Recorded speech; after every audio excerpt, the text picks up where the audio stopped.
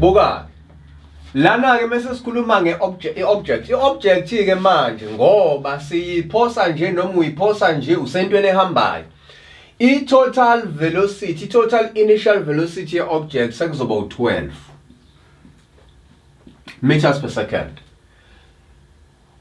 Usentweni ehambayo yakuphi phezulu nawe uphosa iobject uyiphosa kuphi phezulu sezothi 10 plus 2 ngi10 uyawahlanganisa ini ama velocities kwazoba u12 meters per second initial velocity manje yani yeobject akusesona leyo thu ngoba uyiphosa entweni enjani ehambayo kodwa kuba uyiphosa usentweni uphekwe ibhilidi limile ibhilidi nawe umile uphosa ngo2 meters per second initial velocity object ubani u2 meters per second. Ake sithi ke manje awusaphosi ngo2 meters phezulu oya phezulu usuphosa ngo2 meters ushona kuphi phansi nakhona uyawahlanganisa kodwa ukuhlanganisa kwakho yenza njani uyasubtracta uvi ke manje usuzoba ubani u8 meters per second. I-vehicle iya phezulu wena usuphosela kuphi manje usuphosa phansi ngo2 meters per second usiyasubtract ama velocities i-initial velocity ye-object seku8 meters per second.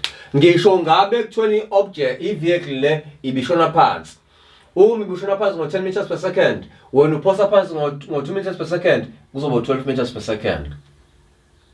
Uyabona ngathi uyabona kumehluko iqiniso ke lelo fanele ulazi uma ke kuthona yo drop angithi ngishilo ngathi drop means that initial velocity object ubani u0 kodwa mawuzo dropa iobject usentweni ehambayo ake sithi yaphezulu vele sasithe ubani udrop okusho ukuthi uv object ubani u0 meters per second okusho ukuthi initial velocity object ubani u10 meters per second uzothi 10 plus 0. Uyabona uyawahlanganisa ama velocities depend ama directions uyawahlanganisa ama velocities lapho khona kuphoswa noma kudropwa an object while in a moving vehicle. Elinye iqiniso kufanele ulazi ke lelo. Bese ke sibuyela ke kule case scenario engidwebile la.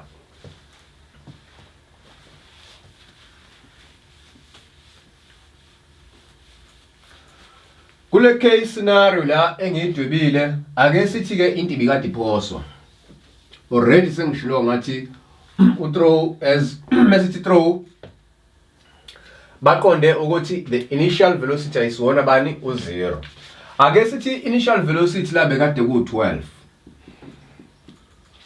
meters per second kufaneleke usebenzise uplus no minus ukindicator idirection oyikhethayo. Mina ke ukuya phezulu ngizokhetha kuba ubani upositive ukuya phansi kuba ubani unegative. Nanti ke iqiniso lokuqala njengoba kuthona throw that means uvi akalingani nobani no 0 meters per second ubani u12 meters uba plus 12 in this case ngoba ngikhetha ukuya phezulu njengobani njengopositive. Iqiniso lesibili lithi ivelocity la ejika khona iobject sithi ke laphi kuphi maximum height. Velocity ku b ku maximum height is equal to 0 meters per second. Velocity kuphi ku maximum height. Bese kuthi velocity ku c iyalingana ne velocity esuke ngayo like a umehluko i-direction. Iqiniso lesithathu lelo kusho ukuthi velocity at a is equal to minus velocity kuphi ku b. Ngizazochaza ukuthi yini edala lokho. Bese linye iqiniso lapha ku d velocity lapha ku d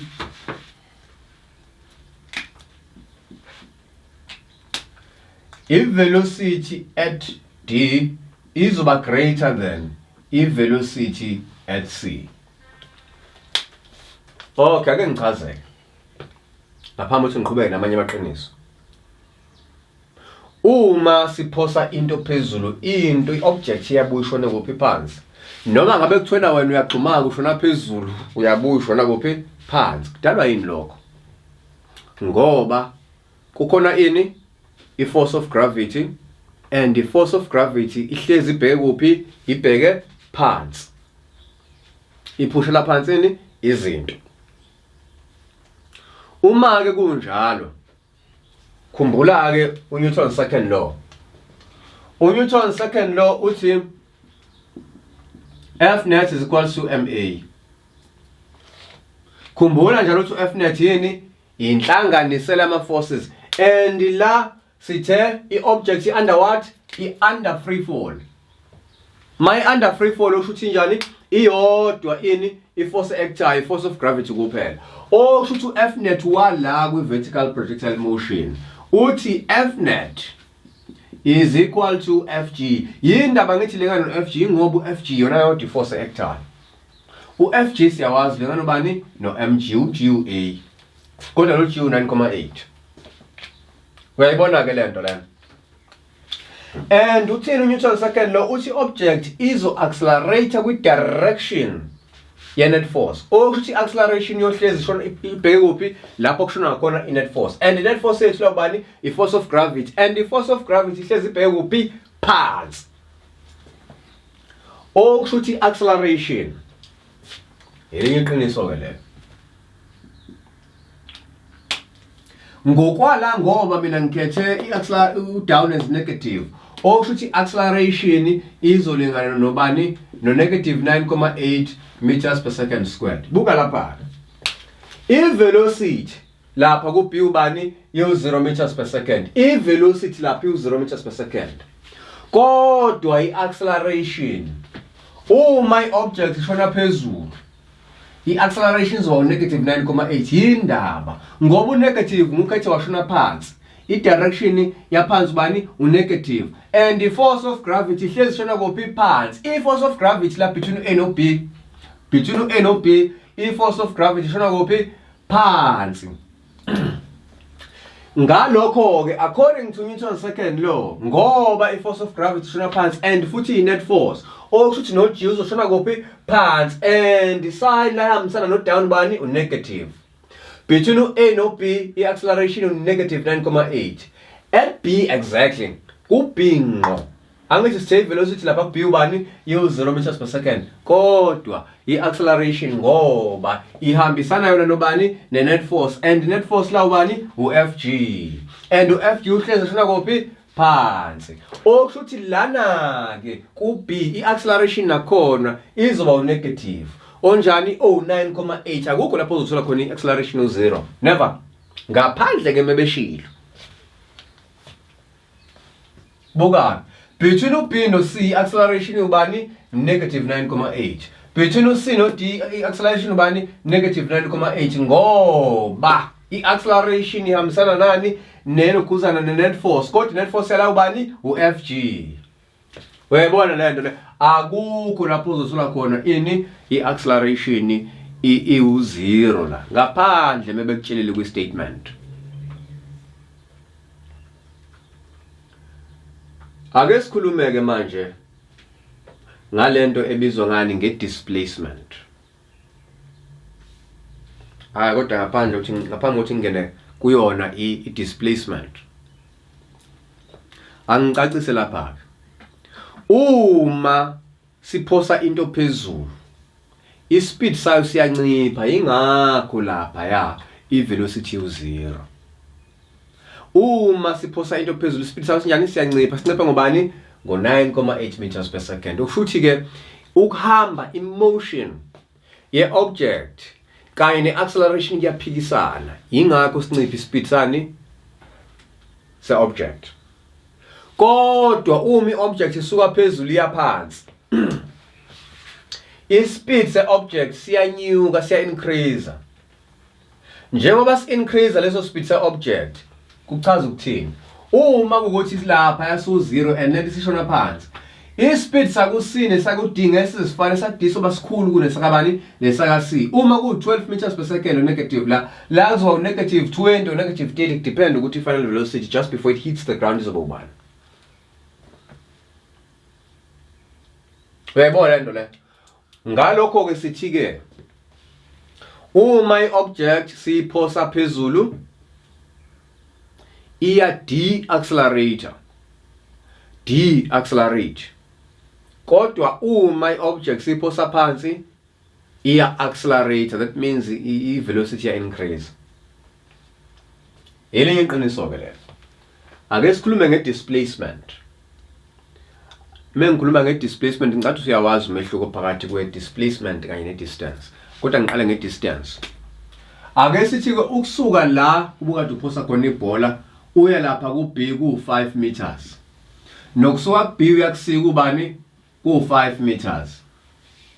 Ake sithi ukuthi bebhilidi la mhlambe ku 25 meters. Ngizoqala ngombuzo nje welokhuzana we distance ukuthi i-distance uma siphosa ilokhuzana le object isuka ku A ya ku B isiye ku C iye lapha ku D, i-distance izoba ubani? Kodwa ngaphambi ukuthi ngiyasiqale ngo A iya ku C. Angithi ukusuka ku A ya ku B ku 5 meters, ukusuka ku B ya ku C ku 5 meters. Ukuthi uma ngisuka ku A ngidlula ku B ngiya ku C kubani? U10 meters lo i-distance leyo. Uma ngisuka ku A ngidlula ku B ngidlula ku C ngidlula ku D kubani? 5 plus 5 u10, 10 plus 25 kubani? U35 loyo. I-distance leyo. Buka ke displacement. I-displacement yokusuka ku A udlule ku B uze ku C i-0. Displacement ke leyo u0, indaba ibu0. Angithi displacement i-vector. Ukusuka ku A ya ku B kuzoba ubani? U+5. Ukusuka ku B ya ku C kuzoba ubani? U-5 ngoba uma isuka ku B ya ku C yashona kuphi phansi kuhambisana no-negative lokho ngendlela engigethe ngayo. I-displacement nje ukusuka ku A udlule ku B ya ku C ubani? U0. Kodwa i-displacement yokusuka ku A udlule ku B ya ku D ubani? U25 ngoba sesiya u-negative 25 ngoba sesiyazi ukuthi lana la phakathi ka A no C zobani? U0 bese kusala ini? Lesesikhala lesi displacement leyo. Kanti sithe distance ubani? U35. Uyabona mehlo?